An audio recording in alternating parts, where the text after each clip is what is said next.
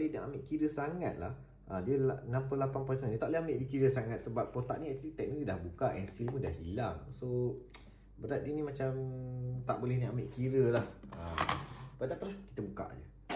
Okay, let's see kat dalam dia. Nampak dia dah buka dah ni sebab dia nak confirm kan apa yang dah ada kat dalam ni kan. Dia buka sini untuk tengok kad. Oh, ada silika gel. Ada silika gel. Kecil halus je kan. Silika gel dia lah 3 gram. 3 gram. Okay. And ini baru betul. Bujin Salt secret dekat dalam ini. Oh, betul-betul. Oh, kip kain dia ni. Lama kip kain dia. Okay, keluarkan part. Pasang dulu. Alright, siap dah pasang Kamen Rider Tycoon Bujin Salt yang secret punya version. Okay, look at this guy. Dia punya finishing dia premium lah. Sangat different. Especially kalau kita tengok on the plastik ni kan.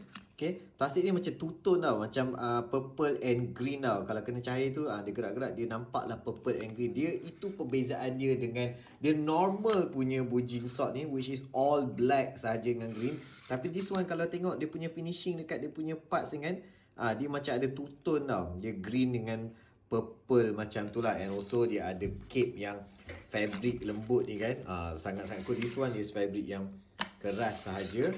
So this is a nice punya finishing. And dekat Bujin Salt punya apa dia?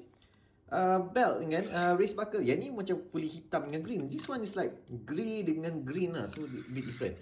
In terms of accessories, this one dia ada pedang yang lebih ekstra sikit lah. Dia ada penutup dia sekali kan. Tapi actually dia bukannya tarik keluar dari penutup macam tu. Dia macam boleh cabut kat sini je kan.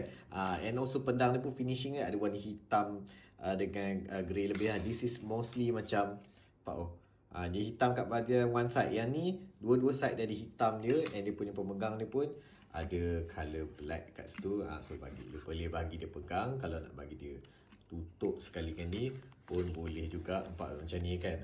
So itulah specialnya. Tapi honestly aku disappointed sikit dengan special, bukan special, secret yang diberikan this time. Sebab it's basically the same character saja. Aku prefer kalau dibagi Ryuga ke kan, barulah cool kan. Barulah betul-betul another character. Barulah rasa macam seronok sikit lah nak dapat secret tu. Tapi it is what it is lah. So what do you guys think about Kamen Rider Tycoon Bujin Salt Secret? Right, dengan ni baru betul-betul complete Blockcase Kamen Rider Galaxy version 3 dengan secret dia lagi. Okay, Blockcase siapa pula nak unbox next?